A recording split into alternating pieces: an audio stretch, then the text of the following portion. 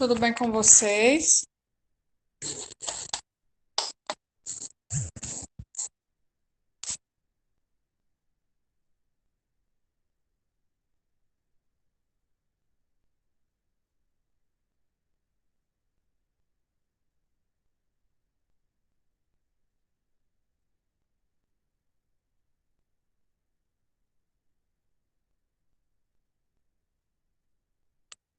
Gente, eu acredito que vocês ainda não estão sabendo, né? Até porque essa informação, não sei se já foi colocada na agenda em algum lugar, mas amanhã, certo? Sexta-feira,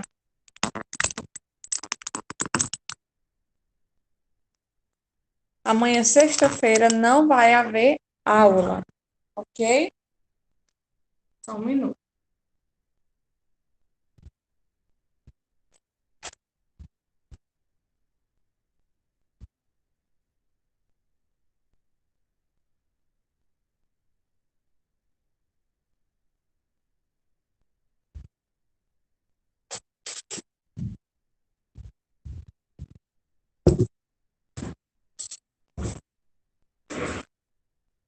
Amanhã, pessoal, não vai haver aula, tá certo? Porque nós professores, vamos estar na escola, resolvendo algumas coisas, né? Sobre as provas finais e tudo mais. Porém, amanhã nós vamos disponibilizar para vocês, não vai ter a aula, mas terão atividades, tá certo? Aí já fica aí o aviso. Hoje nós vamos ter aula normal, amanhã eu vou disponibilizar para vocês algumas questões, certo? Para vocês fazerem, ok? E vamos continuar aqui com a nossa gramática, tá certo? Para tentar finalizá-la hoje. E é isto. Amanhã iria ser somente as questões de revisão, certo? E amanhã, mesmo não tendo aula, as questões vão ser disponibilizadas, questionários com poucas questões, para que vocês possam responder, tá certo? E servir como uma atividade de fixação, de revisão, tá? Vamos usar a gramática agora, página 136. Vamos lá. Emprego do hífen. Página 136, gramática.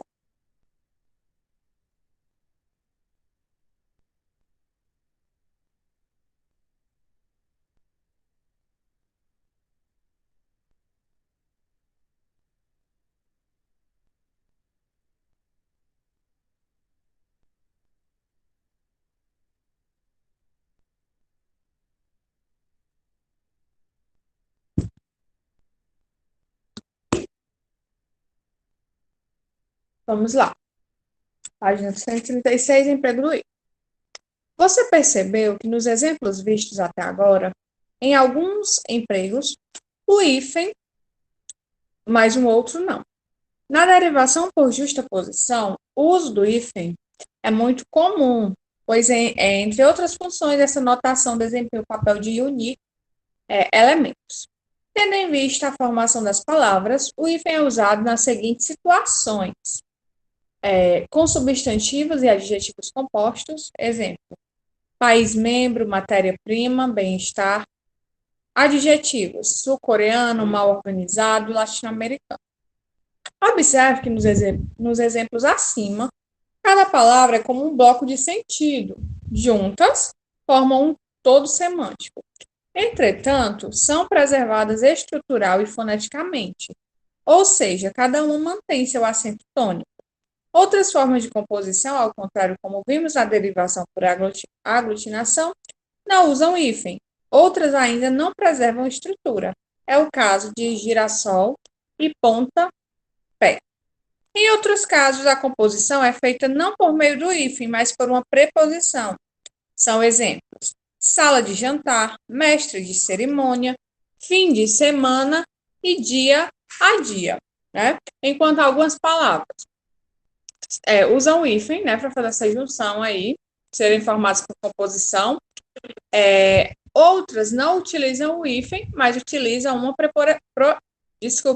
preposição, como, por exemplo, em dia a dia. Né? Esse a, que fica aí entre dia e dia é a preposição, certo? Então, essas palavras também são formadas por composição, ok?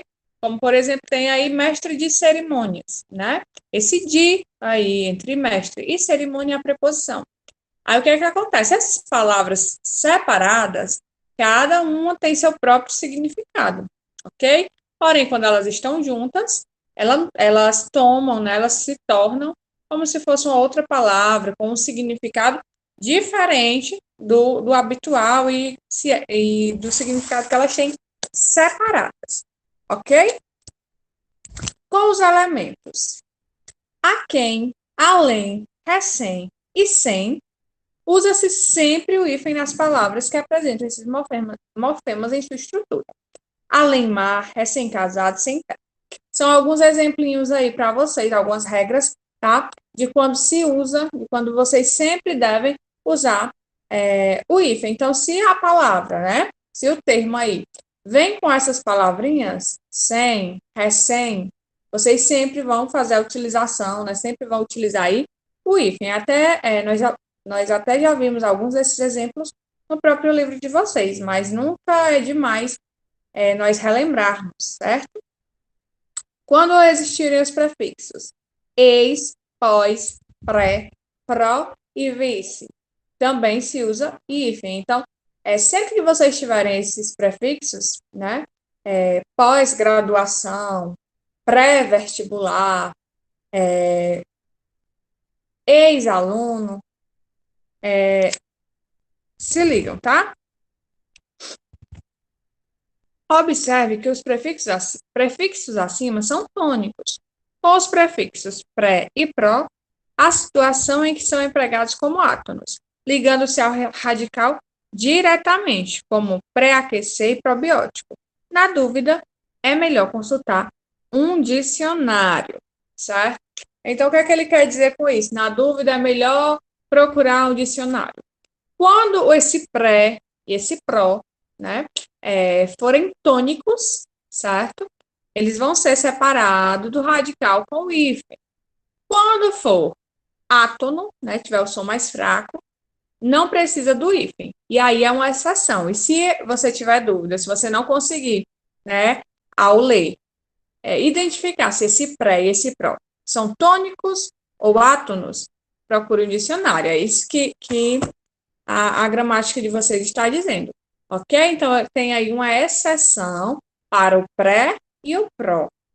Em algumas situações, quando eles forem tônicos, utiliza-se o hífen. Quando eles forem átonos, não utiliza-se o hífen. Aí nós temos aí alguns exemplos, tá? De quando se utilizar o hífen. Ex-membro, pós-guerra, pré-operatório, pró-governo, vice-governador. Com a maior parte dos prefixos e dos radicais gregos e latinos, aero, neo, pseudo, semi. Usamos o hífen quando a segunda palavra começar com H. Anti-horário, super-homem ou semi-humano. B. Usamos o hífen quando o prefixo radical termina com a mesma vogal que inicia o segundo. Micro-ondas, anti-inflamatório, contra-argumento. Usamos o hífen quando a palavra que se segue ao prefixo hiper, inter e super inicia-se com R. Hiperresistente, superromântico e interrelação. Então, vamos lá.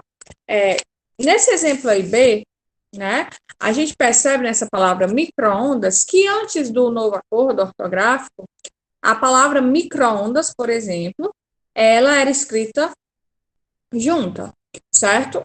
Não tinha hífen separando o micro, né, das ondas. Depois do novo acordo ortográfico, essa regra, essa palavra mudou, como muitas outras. Por quê? Porque agora, quando a gente tem a última letra da primeira repetida na primeira letra da segunda palavra, a gente separa isso aí com o hífen.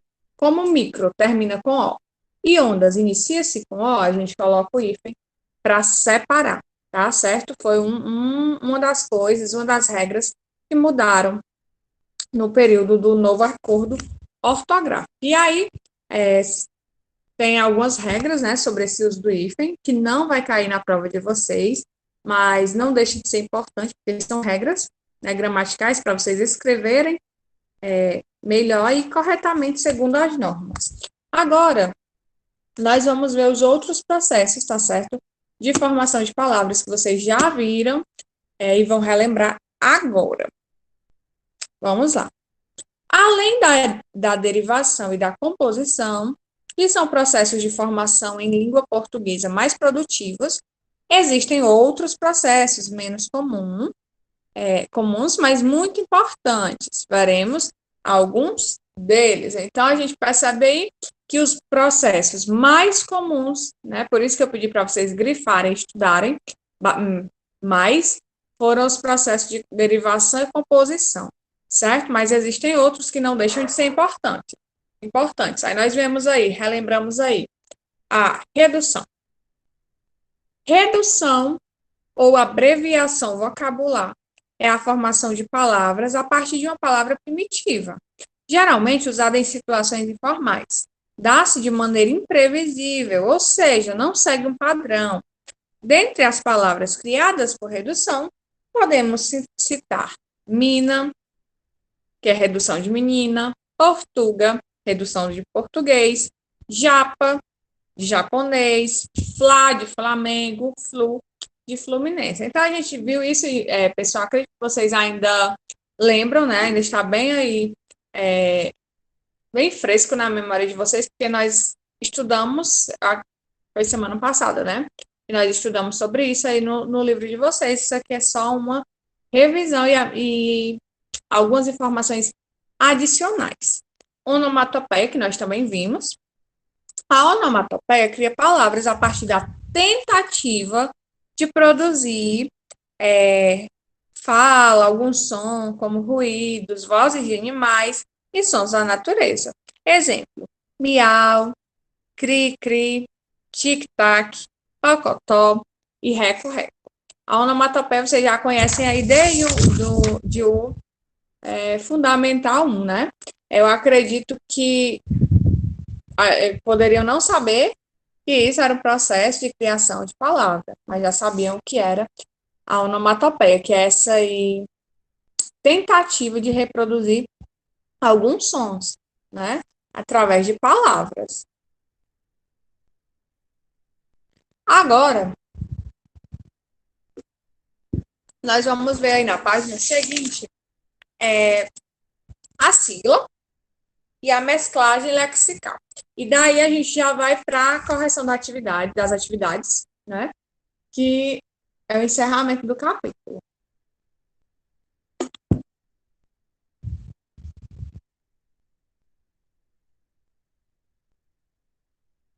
Vamos lá.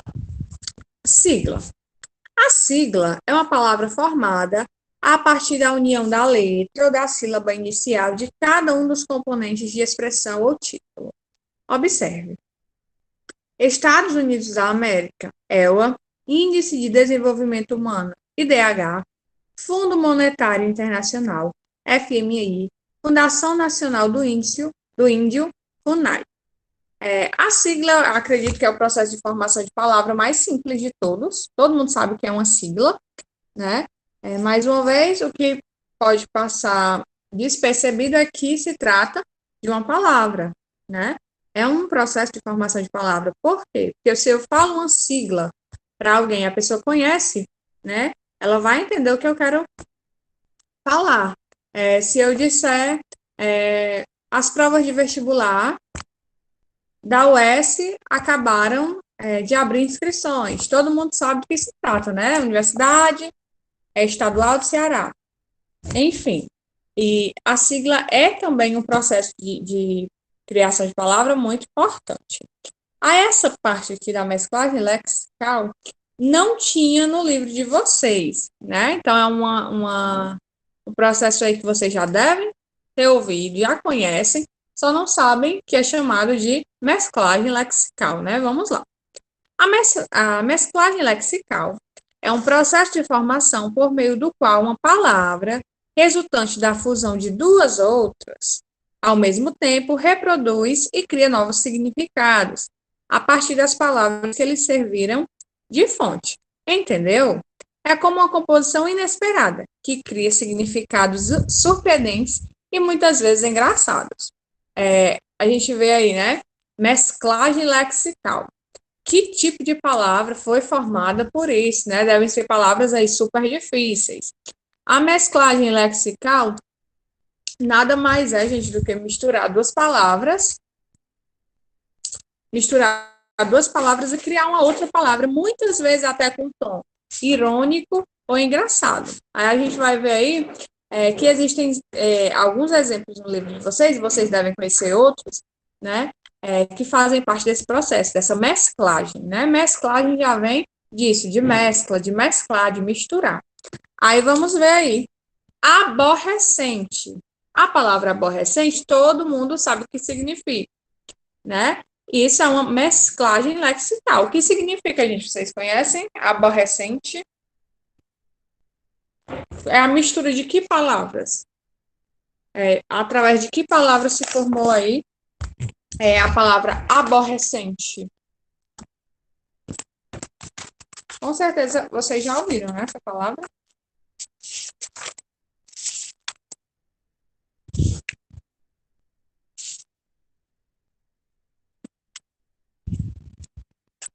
Aborrecido, aborrecer, misturado com adolescente, né? É uma mescla aí do verbo aborrecer, aborrecido, com a palavra adolescente, né? Quando as pessoas dizem assim, esse menino é um aborrecente, querem dizer o quê? De uma forma irônica, que adolescente, né, aborrece as pessoas. É uma brincadeira aí que as pessoas fazem com essa palavra, com a palavra adolescente, né? Aí nós temos outra aí, é criança. Essa criança, o que é que significa? Conhecem essa expressão, essa palavra? Essa mesclagem aí, né, lexical? Criança e onça, né? Para dizer o quê? Que a criança é, como a gente diz aqui no Nordeste, é danada, né? Terminar criança. Criança mais onça. Monstruação. Isso, que a criança é atrevida, é isso mesmo. E monstruação, essa eu não conhecia. Estou conhecendo agora, essa mesclagem lexical aqui. Eu conheci através da gramática de vocês. Menstruação e monstro, né? É isso mesmo. É a mesclagem da palavra monstro com a palavra menstruação, né? Quer dizer o quê? Que a menstruação é um monstro. Aí depois nós temos aí o apertamento. É o quê, gente?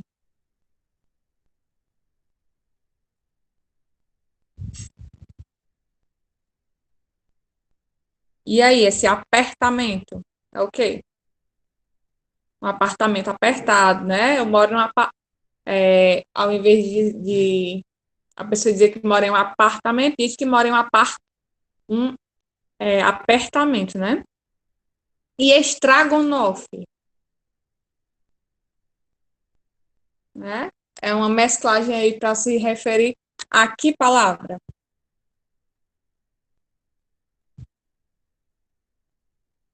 Estrogonofe, quando é ruim, né? Quando você come e não gosta, estrogonofe. E namorido? Isso, quando não presta. Quando a gente come e não gosta, né? Do estrogonofe, aí é estrogonofe. E namorido seria o quê? A junção de quê?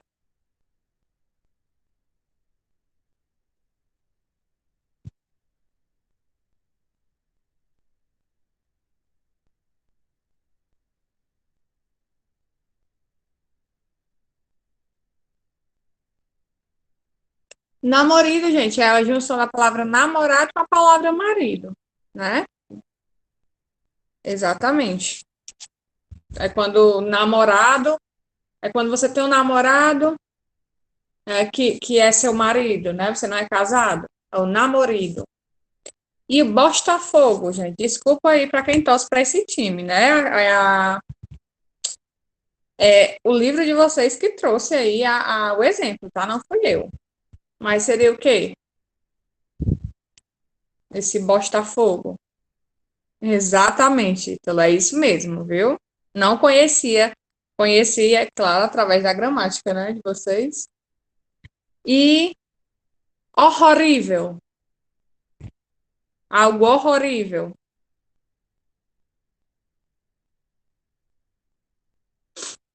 Seria o quê? Esse horrorível. Essa pessoa é horrorível. Essa mesclagem lexical aqui desse horrorível, né, gente? Não é muito conhecido na nossa região. Acho que a gente não usa muito isso aqui. Mas é a mistura do horroroso com horrível, né? O horrorível. E o patrocínio significa o quê?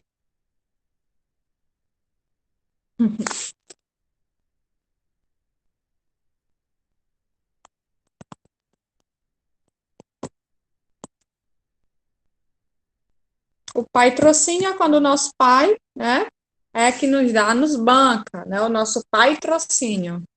Pai mais patrocínio. E caligrafeia.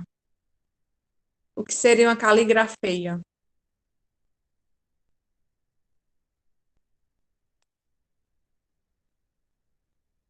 Caligrafia feia, exatamente. E um mau turista.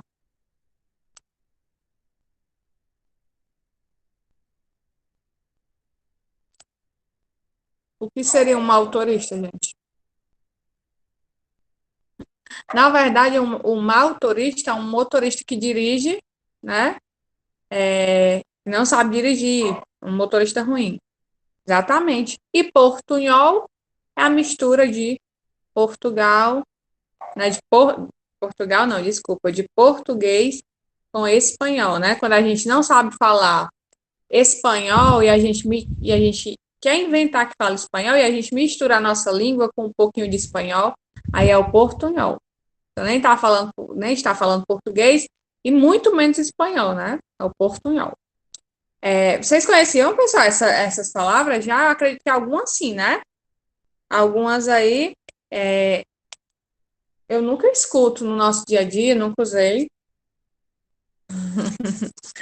mas bem interessante. Se a gente parar para pensar, apesar da língua portuguesa ser bem complexa, ela tem uma explicação para tudo, né, gente? Uma palavra como essa. Não vou usar o exemplo que o Ítalo está colocando aí no chat, apesar de estar aqui na gramática, né?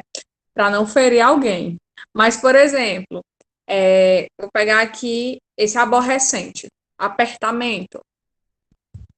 É interessante que a língua portuguesa tem uma explicação para isso, né? A língua, ela não surge do nada, ela não se transforma do nada, ela tem uma explicação. E para essa explicação, né, nós chamamos essa junção aí dessas palavras que muitas vezes se tornam até engraçadas, de mescla. Olha o nome como é chique, né, para explicar esse fenômeno. Mesclagem lexical. Aí a gente pergunta o que é uma mesclagem lexical? E a gente imagina uma coisa assim super difícil, né? E é basicamente isso, é misturar duas palavras para ter uma nova palavra, às vezes irônica, engraçada, né? Mesclagem. Acho que fica mais bonito para uma menina, viu? Mesclagem lexical. Vamos lá, gente. Agora nós temos aí uma atividade, certo? Na página 142, 143, até a 144, mas se inicia aí na página 140, tá? A primeira questão diz assim, uma questão enorme, né, bem extensa, que diz assim: em uma atividade diferente de geografia e língua portuguesa, os professores separaram os alunos do nono ano em grupos e deram a cada grupo um país diferente, todos os pertencentes ao continente asiático. Cada grupo deveria produzir um pequeno texto argumentativo com o objetivo de convencer os outros grupos a visitarem o seu país. No dia da apresentação, os alunos, em seus respectivos grupos, exibiram as informações seguintes. Leia com atenção os textos abaixo, tendo em vista os diferentes processos de formação de palavras que vimos neste capítulo. Vamos lá supor que o grupo 1 escreveu isso. Se você estiver a fim de ir para Singapura ou República de Singapura, Está certo. Essa cidade-estado é constituída por 63 lindas ilhas. Além disso, é o país que apresenta o maior índice de desenvolvimento humano, o IDH, dos países asiáticos, nono melhor do mundo em 2014. Grupo 2. Podem deletar a informação do grupo 1. Legal mesmo é Hong Kong, com uma área de 1.104 quilômetros e uma população de 7 milhões de pessoas. Hong Kong é uma das áreas mais densamente povoadas do mundo. Sua cultura mistura a oriental e a ocidental, sendo assim muito rica. Grupo 3. Discordamos de vocês. Pedro, mesmo, levaria a mina dele para as Filipinas, oficialmente República das Filipinas. Esse lugar é um vasto arquipélago da Insulíndia, cercada pelo Mar das Filipinas, Mar de Celebes, Mar de Sulu e Mar da China Meridional. Parecido com o Brasil, tem clima tropical e praias lindas. Grupo 4. Já a Malásia é um país do Sudeste Asiático que compreende dois territórios distintos, parte sul da Península Malaia e ilhas adjacentes, e uma seção do norte da ilha de Bornéu. Vimos várias fotos e é para lá que queremos ir. Ao anoitecer, a cidade fica ainda mais linda. Grupo 5. A Indonésia é um país localizado entre o Sudeste Asiático e a Austrália, sendo o maior arquipélago do mundo, composto pelas ilhas de Sonda, metade ocidental da Nova Guiné, e compreendendo no total de 17.508 ilhas. Lá é impossível ficar enraivecido. Suas ilhas deslumbrantes, seu exotismo tropical e suas paisagens vulcânicas fazem da Indonésia o destino perfeito. Grupo 6. Lendo sobre os países asiáticos, viajamos mesmo em Taiwan, estado insular localizado na Ásia Oriental. Foi um dos membros fundadores das Nações Unidas e um dos 5 membros permanentes do Conselho de Segurança da organização, até ser substituído pela República Popular da China em 1971. Grupo 7. A Tailândia é um país no centro da península da Indochina, no Sudeste Asiático. Suas fronteiras marítimas incluem o Vietnã, a Indonésia e a Índia. Cheia de paisagens paradisíacas, a Tailândia é o destino de viagem do sonho de muitos. Infelizmente, também podemos nos lembrar desse lugar por um fato que entristeceu muito a todos: o devastador tsunami ocorrido em 2004. Grupo 8. A Coreia do Sul, oficialmente República da Coreia, é um país da Ásia Oriental localizado na parte sul da Península da Coreia. Aproximadamente metade de sua população vive na capital, Seul, ou em sua área metropolitana, que é uma das maiores do mundo. É para lá que eu vou e ainda volto com Xing Ling novo. Grupo 9. O Vietnã é um estado soberano, localizado no leste da península da Indochina, no sudeste asiático. Vocês já devem ter ouvido falar desse lugar por causa da histórica Guerra do Vietnã, conflito armado que começou no ano de 1959 e terminou em 1975. Foi tema de vários filmes no cine. Agora, baseado no que foi apresentado pelos alunos, responda as questões abaixo. Item A. Ao apresentar o trabalho para a turma, alguns alunos utilizaram neologismos em seu discurso. Os países apresentados por ele fazem parte dos chamados tigres asiáticos.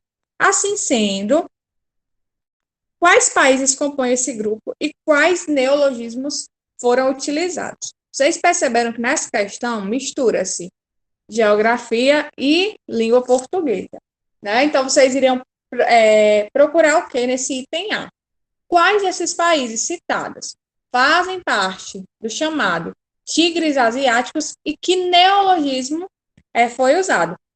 Vocês procurando os países, vocês iriam encontrar qual grupo falava do país e iria procurar os neologismos utilizados. Conseguiram encontrar, gente?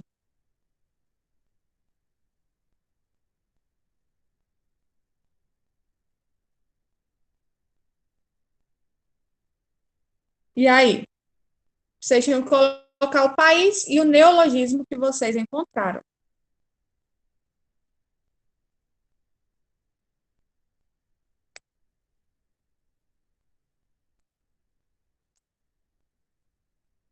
Vocês vão fazer essa busca, né? Se não fizeram. B. Outros alunos utilizaram derivação por parassíntese. Esses mesmos alunos falaram sobre os países do chamado Novos Tigres Asiáticos, termo utilizado para designar o grupo de países de industrialização recente e que vem expandindo suas economias. Analisando informações trazidas pelos alunos, diga quais países são considerados novos tigres asiáticos e quais foram as palavras formadas por parassíntese apresentada por eles. Vocês estão percebendo aí que a intenção da atividade, gente, além de procurar pelos países, é principalmente procurar pelos processos de formação de palavras. Né? Você procurar pelos países só vai lhe ajudar a encontrar essas palavras. No item A, vocês iriam procurar por neologismos, certo? No item B, por palavras formadas por parassíntese. Vocês encontraram? E no item C, vamos ver o que é que ele busca. Por fim, ainda outros alunos fizeram uso da redução ou abreviação vocabular. Os países abordados por eles compõem o que chamamos de novíssimos tigres asiáticos, que correspondem aos países que passaram por um acelerado processo de industrialização nos anos 90, conseguindo superar a grave crise econômica que atravessaram no fim da década. Desse modo, que países são esses e quais as reduções utilizadas por eles, certo? Vocês iriam procurar as palavras formadas por redução e em quais países, né, qual grupo, porque vocês perceberam que cada grupo falou aí de um país. Então, vocês iriam procurar, nessas falas desses grupos, essas palavras e os processos de formação, tá? Sendo na primeira, neologismos, na segunda, parassíntese e no item C, redução, certo? Conseguiram, gente, fazer essa questão? A resposta é um pouquinho, no item A resposta é um pouquinho extensa, tá certo? Se vocês não tiverem encontrado, eu posso deixar isso para vocês em outro momento, porque nós só temos 4 minutinhos, tá certo? Para encerrar aqui essa correção, certo? Essa questão número 2 é super simples. Vamos lá. Utilizando tabelas com prefixos e sufixos que vimos, encontre a palavra mais adequada. Observe o modelo. Profissional que analisa processos é o analista. Falha que não pode se admitir. Algo que não pode se admitir, gente, é algo o quê? Conseguem pensar aí?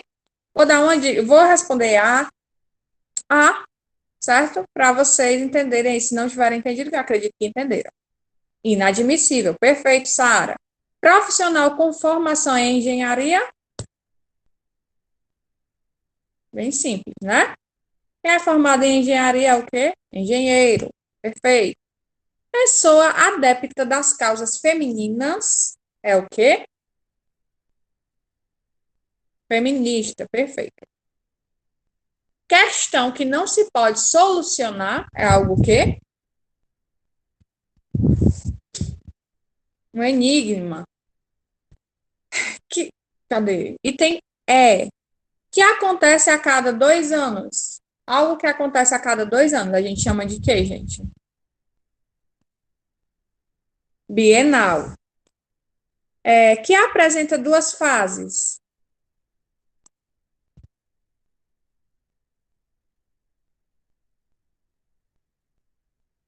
Bifásicos, né? Bifásicas.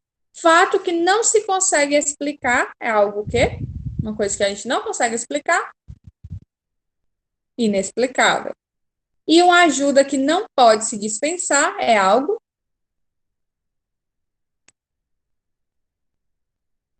indispensável. Perfeito. Terceira.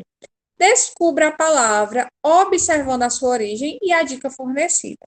Se for necessário, consulte as tabelas de prefixos e sufixos que estudamos. Veja o modelo. Óculos, vem do latim olho.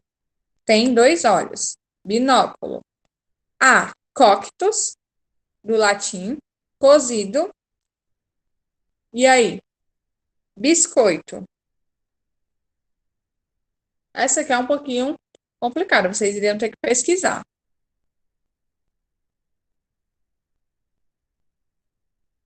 Conseguiram fazer?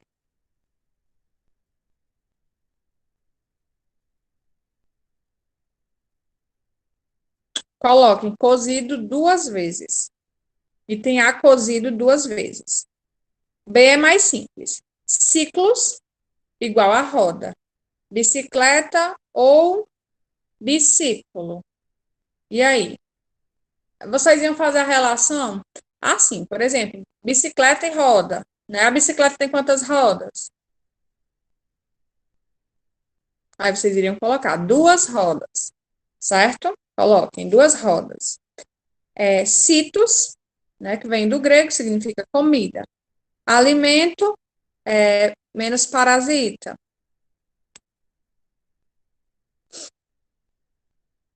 Coloquem. Se alimenta ao lado de. Se alimenta ao lado de. Essa era um pouquinho complicada. D. Faringes, que vem do latim, significa garganta, menos faringite, né?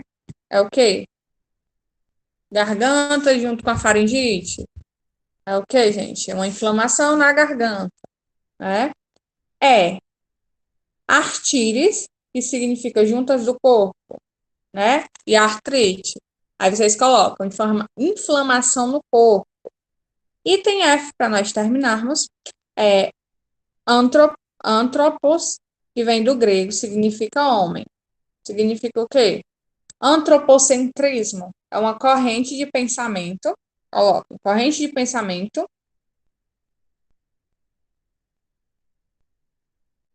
onde o homem está no centro de tudo, né? Corrente de pensamento onde o homem está no centro de tudo. Essa questão número 4, gente, é uma questão pessoal, tá certo? É uma questão pessoal.